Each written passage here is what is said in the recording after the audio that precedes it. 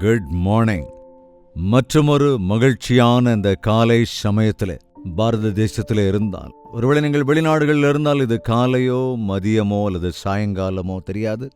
எந்த நேரமாக இருந்தாலும் இயேசுவின் வார்த்தைகளை தியானிப்பது நமக்கு மிகவும் மேன்மையானது. வாருங்கள், ஜெபத்தோடு இன்றைய வசனத்தை தியானிக்கலாம். பரிசுத்தமுள்ள பிதாவே, நன்றி ராஜா. உம்மை கொண்டிருக்கிறவர்கள் பாக்கியவான்கள் என்றும், உம்மை அறிந்திருக்கிறவர்கள் உயர்த்தப்படுவார்கள், உம்மோடே கூட இருக்கிறவர்கள் ஆசீர்வதிக்கப்படுவார்கள் என்றும், உமக்குள்ளே விசுவாசத்தோடு இருக்கிறவர்கள் முன்னேறுவார்கள் என்றும் நாங்கள் விசுவாசிக்கிறோம். உம்மையை நம்பி நிற்கிறோம் ஆண்டவர். உம்முடைய கிருபை எங்களுக்கு அருளி செய்ய வேண்டும் என்று கிறிஸ்துவின் நாமத்தில் வேண்டிக் கொள்கிறோம் பிதாவே, ஆமேன். யாரை நீங்க உங்க வாழ்க்கையில் நம்புறீங்க? உண்மையாவே ஆண்டவராகிய இயேசுவை நம்புறீங்களாங்க? இந்த அநேகர் நாங்கள் ஆண்டவரை நம்புகிறோம் அப்படின்னு சொல்றாங்க. அப்போ ஆண்டவரை நம்புகிறோம் என்று சொன்னால் எதற்காக நம்புகிறீர்கள்? ஒரு நன்மையை பெறுவதற்கோ அல்லது நல்ல சுகத்தை பெற்றுக்கொள்வதற்கோ, நினைத்தவைகள் நடக்க வேண்டுமென்றோ ஆண்டவரை நம்புகிறோம் என்கிறீர்களா? உங்கள் தேவைகள் சந்திக்கப்படும் வரைக்கும் நம்புவீங்க. அதுக்கப்புறம் உண்மையை சொல்லணும்னா, நாட்களில் அநேகர் ஆண்டவரை விற்று விடுகிறார்கள். அப்படித்தானுங்க? தேவன் ஒருவர் தான் என்று நீ நம்புகிறாய், நல்லது. பிசாசும் கூட நம்பி நடுங்குகின்றன. நீ நம்புறதுல என்ன பெரிய விஷயம்? நீ நம்புறது என்ன? பிசாசுகள் கூட அவரை நம்பி நடுங்குகின்றனவா? ஆமாங்க, நீர் உன்னதமான தேவனுடைய குமாரன் என்ன. அந்த கதிரேனருடைய நாட்டிலே அசுத்தாவி பிடித்திருந்த ஒருவன் ஆண்டவரை பார்த்தபோது சொல்லவில்லையா, இவர்கள் உன்னதத்தில் இருக்கிற தேவனுடைய குமாரனுடைய வார்த்தைகளை பிரசங்கிக்கிற ஊழியக்காரர்கள் என்று. ஒரு ஸ்திரீயும் கூட, அசுத்தாவியினாலே பீடிக்கப்பட்டிருந்த ஸ்திரீயும் கூட பவுல் சீலாவை பார்த்து சொன்னால் அல்லவா, எஸ், தேவன் இருக்கிறார் என்று நம்புவது, இயேசு கிறிஸ்து தான் தேவன் என்று நம்புவது ரொம்ப ரொம்ப நல்ல விஷயம்தான். ஆனால் கிரியைகள் இல்லாத விசுவாசம் வீணானது தானே. அதாவது கிரியைகளினால் விசுவாசம் அல்ல, விசுவாசத்தினாலே கிரியைகளை பார்க்க முடியும். நம் விசுவாசத்தை கிரியைகளின் மூலம் நிரூபிக்க வேண்டும். எத்தனை பேர் நாட்கள்ல உண்மையாகவே நீங்கள் ஆண்டவரை நம்புகிறீர்கள்? கண்டு விசுவாசிக்கிறவர்களை காட்டிலும் காணாமல் விசுவாசிக்கிறவர்கள் தான் பாக்கியவான்கள் என்று தோமாவிடத்தில் ஆண்டவர் சொன்னார் அல்லவா? அதே கூட சமீபத்தில் தான் நாம தியானித்தோம். அப்படி ஏதோ ப்ரூஃபின் அடிப்படையில் தேவனை நம்புறவங்களா இருக்கிறீங்களா, அல்லது விசுவாசத்தின் அடிப்படையில் தேவனை நினைவு கூர்ந்து அவருடைய கிரியைகளை அனுபவித்து அவருக்குள்ளே விசுவாசம் வைத்திருக்கிறீர்களா? கவனிங்க, தேவனுக்கு பிரியமாயிருக்க வேண்டும் என்றால், தேவனுக்கு நாம் பக்கத்தில் நெருக்கமாய் இருக்க வேண்டும் என்றால் எது இருக்கணும் தெரியுங்களா? பார்க்கலாமா? எபிரேயருக்கு எழுதின நிருபம் 11வது அதிகாரம் 6வது வசனம். விசுவாசம் இல்லாமல் தேவனுக்கு பிரியமாயிருப்பது கூடாத காரியம். விசுவாசம் இல்லாமல் தேவனுக்கு பிரியமாயிருப்பது கூடாத காரியம். இயேசு கிறிஸ்துவை அவர் ஆண்டவர் என்று உன் இருதயத்திலே விசுவாசித்து உன் வாயினால் நீ அறிக்கை செய்ய வேண்டும். உனக்காக உன்னுடைய ஸ்தானத்திலே அவர் சிலுவையிலே மரித்தார் என்பதை நீ ஒருவேளை நேரில் பாராவிட்டாலும், உன் இருதயத்திலே நீ விசுவாசிப்பதன் மூலமாக பரிசுத்த ஆவியானவர் தம் கிரியை செய்வார். அவர் ஆயத்தப்படுத்தப்படும் போது நீ விசுவாசம் வைப்பாய். அதாவதுங்க, இயேசு கிறிஸ்துதான் பெரிய தேவன், உண்மையான ஆண்டவர் என்பதை யாரோ சொல்லி கேட்பது அல்ல. எனக்காக பரலோகத்தை ஆயத்தப்படுத்தி இருக்கிறார் என்று, எனக்காக சீக்கிரத்தில் வரப்போகிறார் என்று யார் யாரோ சொல்லுகிறார் என்பதினாலே நம்புவதல்ல. கவனிங்க, பரிசுத்த ஆவியானவருடைய ஏவுதலினாலே எழுதப்பட்டிருக்கிற அவருடைய பரிசுத்த வேதாகமத்தில் இருக்கிறவைகளை வாசிக்கும் போது, தேவ ஆவியானவர் நம்மை அறிக்கையிட பண்ணும் போது அப்படி நம்புவதன் மூலமாகத்தான் அது சாத்தியமாகும். விசுவாசம் என்றால் என்ன? விசுவாசமானது நம்பப்படுகிறவைகளின் உறுதியும் காணப்படாதவைகளின் நிச்சயமும், காணப்படாதவைகளின் நிச்சயமுமாயிருக்கிறது. இப்போ விசுவாசத்திற்கான ப்ரூஃப் அப்படி என்னன்னு கேட்டா, காணாதவைகளே, கண்ணால் காணக்கூடாதவைகளே இருக்கிறது என்று நம்புகிறது தான் விசுவாசம். அதாவது அது மூட நம்பிக்கை இல்லைங்க, குருட்டுத்தனமான நம்பிக்கை இல்லை. நம்முடைய நம்பிக்கை என்பது யாரை வேணாலும் நம்புறது அப்படிங்கிறது இல்லை. இயேசு கிறிஸ்துவனுடைய தனித்துவத்தை நாம் நம்புகிற போது, இயேசுவை குறித்து கேட்கிற போது நம்முடைய விசுவாசம் பெருகுகின்றது. நீங்கள் தினந்தோறும் தேவனுடைய வார்த்தைகளை கேட்கிறீங்களே, அப்போ உங்க விசுவாசம் விருத்தி அடைகின்றதா? எனக்கு எப்படி வருகிறது விசுவாசம்? எப்படி நான் தேவனுடைய காரியங்களிலே உண்மையாக ஆவலோடு கூட, அந்த தாகத்தோடு கூட, காணாதவைகளிலும் கூட தேவனுடைய காரியம் உண்டு என்பதை நான் எப்படி விசுவாசிக்கிறேன்? ரோமருக்கு எழுதின நிருபத்தில் அங்கே ஒரு காரியத்தை நாம் பார்க்க முடியும், பார்க்கலாம். ரோமருக்கு எழுதின நிருபம் 10வது அதிகாரம் 17வது வசனம். ஆதலால் கேள்வியினாலே விசுவாசம் வரும். நம்பிக்கை என்பது ஒரு வார்த்தை, ஆனால் விசுவாசம் அப்படிங்கிறது இன்னும் ஆழமானது. இரண்டுமே ஒரே அர்த்தமுள்ள வார்த்தைகள் தான். ஆனா நமக்கு கிறிஸ்துவுக்குள்ளான விசுவாசம் எப்படி வரும் என்றால் கேள்வியினாலே வரும். எதை கேட்பதனால? கிறிஸ்துவை குறித்த வார்த்தைகளை கேட்பதனால வரும். இயேசு கிறிஸ்துவை குறித்த சுவிசேஷத்தை கேட்கிறதுனாலே நம்முடைய இருதயத்தில் விசுவாசம், கிறிஸ்துவை குறித்த விசுவாசம் பெருகுகிறது. இயேசு கிறிஸ்துவை நம்புகிறவர்கள் வெளிப்பார்வையினாலே அல்ல, விசுவாசத்தினாலே நடப்பார்கள். இன்று எத்தனையோ பேர் விசுவாசம் என்ற வார்த்தையை பயன்படுத்துகிறார்கள், ஆனால் அவர்கள் வாழ்க்கையில அந்த விசுவாசத்தை கிரியையிலே காண்பிப்பது இல்லை. ஒரு முறை ஒரு பெரியவர், வயலெல்லாம் வறண்டு போய் கிடக்குது, ஆண்டவரே மழை அனுப்புங்க, இன்றைக்கு ஆலயத்திலே எல்லோரும் சேர்ந்து நல்ல மழை பெய்ய வேண்டும், நல்ல பயிர்கள் விளைய வேண்டும் என்று ஜெபிக்கவிருக்கிறோம் என்று சொல்லி பிள்ளைகள் எல்லோருக்கும் கூட சொல்லி அவர் புறப்பட்டு போனார். அவர் வீட்டில் இருந்த ஒரு சின்ன பாப்பா அவருடைய வார்த்தைகளை கேட்டதுனால கொடை எடுத்துட்டு சர்ச்சுக்கு கிளம்பி போனான். எதுக்குடா பாப்பா கொடை எடுத்துக்கிட்டு இருக்க? அதான் மழை தான் ஒன்றும் இல்லையே அப்படின்னு சொன்னதுக்கு, நம்ம தான் ஜெபம் பண்ண போறோம் இல்ல தாத்தா, ஜெபம் பண்ண போறோம் இல்ல, ஜெபத்திற்கு ஆண்டவர் இன்னைக்கே பதில் தருவார், கண்டிப்பா தருவார். அப்ப நம்ம திரும்ப வீட்டுக்கு வரும்போது மழை வந்துரும், அப்ப நம்ம நனைஞ்சிரும் இல்ல, அதுக்காகத்தான் கொடை எடுத்துட்டு வரேன் தாத்தான்னு சொன்னாலாம். உண்மையாவே பாருங்க, சின்ன பிள்ளைகளுக்கு இருக்கிற விசுவாசம் இன்னைக்கு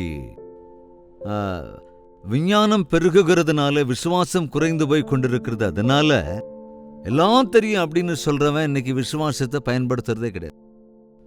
நம்முடைய விசுவாசம் தேவனுக்குள் இருக்க வேண்டும் என்றால் நாம் முழுமையாக அவரை நம்பியாக வேண்டும். விசுவாசம் இல்லாமல் தேவனுக்கு பிரியமாயிருப்பது கூடாத காரியம் என்று நாம் எபிரேயர் 11 வாசித்தோம் அல்லவா? அப்போ விசுவாசத்தினாலே அவர்களெல்லாம் எப்படி நிரூபித்தார்கள், எப்படி ஜெயித்தார்கள், எப்படியெல்லாம் வாழ்ந்தார்கள், எப்படியெல்லாம் அவர்கள் இலக்கை ஆண்டவர் மீது வைத்திருந்தார்கள் என்ற ஒரு பெரிய லிஸ்டை அங்க பார்க்க முடியும். எபிரேயர் 11 விசுவாசிகளின் ஒரு கூட்டத்தை நாம் அங்கே பார்க்க முடியும். இந்த கடைசி நாட்களில் மனுஷகுமாரன் வருகிற போது விசுவாசத்தோடு இருக்கிறேனா என்ற கேள்வி இருக்கு. காரணம் என்னன்னா, இந்த விஞ்ஞானம் பெருக பெருக எல்லாவற்றுக்கும் ப்ரூஃபோடு கூட அவங்க ஏதோ சொல்லும் போது அங்கே சிலருக்கு விசுவாசம் குறைய ஆரம்பிச்சிருது. ஒருவேளை ஏதாவது நம்பணும்னா அதற்கான ப்ரூஃப்ஸ் வேணும் என்கிற நிலைக்கு இன்று மனிதன் வந்து விட்டான். என் தேவன் ஜீவனுள்ளவர், என் ஆண்டவர் எனக்காகத்தான் சிலுவையிலே மரித்து திரும்ப உயிர்த்தெழுந்திருக்கிறார். எனக்காக அவர் பரலோகத்தின் நகரத்தை ஆயத்தப்படுத்திக் கொண்டிருக்கிறார். அவர் என்னை நானும் அவரோடே கூட இருக்கும்படியாக வந்து அழைத்து கொண்டு போகவிருக்கிறார். இந்த விசுவாசம் நமக்கு வேண்டும். அது மாத்திரமல்ல, நம்முடைய அனுதின வாழ்க்கையில ஒவ்வொரு சின்ன விஷயங்கள்ல கூட நாம் விசுவாசத்தோடு தான் வாழ வேண்டும்.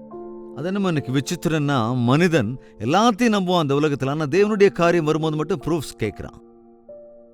கவனிங்க, ஒரு சேர் இருக்கு, அந்த சேர்ல நீங்க உட்காரும் போது எல்லாம் இந்த சேர் என்னோட வெயிட்டை தாங்குமா, இதோட கால்லாம் சரியா இருக்கா, நான் கீழே விழாம இருப்பேனா அப்படின்னு நீங்க ஒவ்வொரு டைமும் டெஸ்ட் பண்ணிக்கிட்டா உட்காடுறீங்க. நீங்க ஒரு பஸ் ஸ்டாண்டுக்கு போகும்போது அந்த பஸ்ல நீங்க போக வேண்டிய ஊரோட பெயர் இருந்ததுன்னா ஏறி போய் உட்காந்துருவீங்களா? அல்லது உண்மையாகவே இந்த பஸ் நம்ம ஊருக்கு தான் போகுமா, இந்த போர்டில் எழுதி இருக்கிறது நம்ம ஊர் தானா அப்படின்னு சந்தேகப்பட்டுக்கிட்டே உட்கார்ந்துருந்தா பிரயாணம் பண்ண முடியுமா? ஒருவேளை அந்த டிரைவர் கொஞ்சம் குள்ளமா இருந்துட்டான், இவ்வளவு பெரிய பஸ் இந்த டிரைவர் எப்படி ஓட்டுவாரு, அப்படின்னு உனக்கு சந்தேகம் வந்து நீ உடனே அவர்கிட்ட போய் நீங்க உண்மையாவே டிரைவர் தானா, உங்கள்கிட்ட லைசன்ஸ் இருக்கா, ஆக்சிடென்ட் பண்ணாம ஓட்டுவீங்களா அப்படின்னு கேட்பீங்களா? இல்ல ஏறுற, உட்காந்துடுற, இந்த ஊருக்கு போகணும் டிக்கெட் வாங்கிட்டு நம்பிக்கையோடு உட்கார்ற. இந்த உலகத்தில் எல்லாத்தையும் நம்புறானா இயேசுவின் காரியம் என்று வரும்போது மாத்திரம் சிலர் ப்ரூஃப் வேணும்னு கேட்குறீங்க. மனிதனை நம்புகிறாய், பொருட்களை நம்புகிறாய், அரசாங்கத்தை நம்புகிறாய். நாட்கள்ல நாம் ஒரு காயினை போட்டா அதுக்குள்ள இருந்து காஃபி வருமா வராதான்னு சந்தேகப்படுறவன் காயினை போடவும் மாட்டான், காஃபியும் குடிக்க மாட்டான். சோ நம்பிக்கை. ஆண்டவர் கிளியரா சொல்லியிருக்காரு, நம்முடைய பாவத்தை நாம் அறிக்கை செய்வோம் என்றால் என்ன நடக்கும், எப்படி நடக்கும், அதெல்லாம் எப்படி சாத்தியம், எப்படி மன்னிப்பாரு, அதெல்லாம் கேட்க வேண்டியதில்லை. எல்லா பாவங்களிலிருந்தும் எல்லா மீறுதல்களிலிருந்தும் நம்மை மாற்றி பரிசுத்தவான்கள் ஆக்குவார். விசுவாசிக்க உன்னால் கூடுமானால் அவருக்கு எல்லாமே கூடும். விசுவாசம் இல்லாமல் இந்த உலகத்திலே நம்மால் வாழ முடியாது. விசுவாசம் இல்லாமல் தேவனுக்கு பிரியமாகவும் இருக்க முடியாது. விசுவாசத்தோடு இருக்கிறவன் தைரியமாய் இருப்பான். விசுவாசம் இருக்கின்றவன் தேவனிடத்தில் உறுதியும் நம்பிக்கையும் கொண்டிருப்பான். விசுவாசத்தோடு இருக்கின்றவன் இந்த உலகத்தின் சூழ்நிலைகளை நிலைகளெல்லாம் பார்த்து சோர்ந்து போய் விட மாட்டான். நம்பிக்கைக்குரிய தேவனிடத்திலே தன்னுடைய விசுவாசத்தை வைத்து முன்னேறுவான். ஒருமுறை ஜார்ஜ் முல்லர் என்ற பக்தர் ஒரு கப்பலிலே பிரயாணம் பண்ணி கொண்டிருந்த போது, அந்த கப்பல் அதாவது ஷிப்னு சொல்லலாம், அப்படிப்பட்ட ஒரு கப்பல்ல பிரயாணம் பண்றாரு. அப்படி பிரயாணமாய் போய்கொண்டிருக்கும் போது முன்னால பெரிய பெரிய பனிக்கட்டைகள், பனிப்பாறைகள் எல்லாம் இருந்தன. அப்படி மலை மாதிரி தண்ணீர்லாம் உறைஞ்சு போய் நிக்குது. கப்பல் முன்னுக்கு போக முடியாம அந்த மாலுமே அங்கேயே அந்த கப்பலை நிறுத்திட்டார்.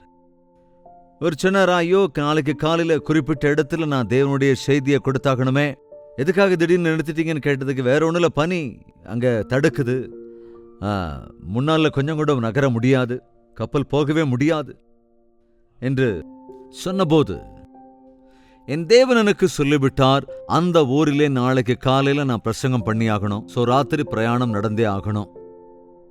என் தேவன் சிவந்த சமுத்திரத்தை இரண்டாக பிளந்தவர். இந்த பனிப்பாறைகளை அவர் உடைத்து நொறுக்கக்கூடியவர். நான் ஜெபிப்பேன், நீ கவலை இல்லாம போன்ட்டாரா. அந்த நேரத்தில் எல்லாரோடு சேர்ந்து முல்லர் அவர்கள் ஜெபித்ததற்கு பிறகு இனி இயக்குங்கன்னு சொன்னப்ப, இல்ல இருங்க நான் ஒரு தடவை பார்த்துட்டு வந்தேன்னு சொன்னப்ப, அது அவசியமே இல்லை. நீ அவிசுவாசமோட பார்வை பார்த்தனா அங்க உன்னால் எதையும் பார்க்க முடியாது, உன்னால் அற்புதத்தை பார்க்க முடியாது. நான் விசுவாசத்தோடு சொல்கிறேன், என் தேவன் செவ்வையான வழிகளை உண்டாக்கி தருகின்றவர். என் தேவன் எனக்காக வழியை ஆயத்தம் பண்ணுவார், அவருடைய நாமத்தை நான் மகிமைப்படுத்துவேன் என்று நீ இயக்கு என்று சொன்னபோது அந்த மாலுவி ஆச்சரியப்படத்தக்க வகையில அதை இயக்கிய போது அந்த கப்பல் எந்தவித தங்கு தடையும் இல்லாமல் தொடர்ந்து அந்த இடத்திலிருந்து பிரயாணமாய் புறப்பட்டது. அதேபோல அவர் சொன்னபடி அங்கே போய் தேவனுடைய செய்திகளை கொடுத்தாராம். இப்படி அனுதினமும் நம்முடைய வாழ்க்கையிலும் கூட விசுவாசத்தின் அடிப்படையில, ஜெபத்தோடும் விசுவாசத்தோடும் கூடிய வாழ்க்கையின் அடிப்படையில் பாருங்க, எலியா 3.5 வருடங்கள் மழை பெய்யாதபடி செய்தான் அல்லவா, மறுபடியும் ஜெபித்து அங்கே மழை பெய்யும்படி செய்தான். நம்மை போன்ற ஒரு மனிதனாக இருந்த போதும் அவன் தன் விசுவாசத்தினாலே அவன் செய்த ஜெபம் அப்படி. அப்ப நாமும் ஜெபிக்கும் போது இன்றும் நம் வாழ்க்கையிலும் அற்புதங்கள் நடக்கும். எனவே தேவனிடத்திலே உறுதியாயிருங்கள், தேவனிடத்திலே விசுவாசத்தோடு இருங்கள். ஆவிக்குரிய குறைபாடுகள், ஆரோக்கிய குறைபாடுகள், குடும்ப பிரச்சனைகள், கடினமான பிரச்சனைகள், தடைகள், இடையூறுகள் எவையாக இருந்தாலும் சரி, உனக்கு அசாத்தியமானதாய் தோன்றலாம். ஆனால் தேவனுக்கு அசாத்தியமானது, அவரால் கூடாத காரியம் ஒன்றுமே இல்லை.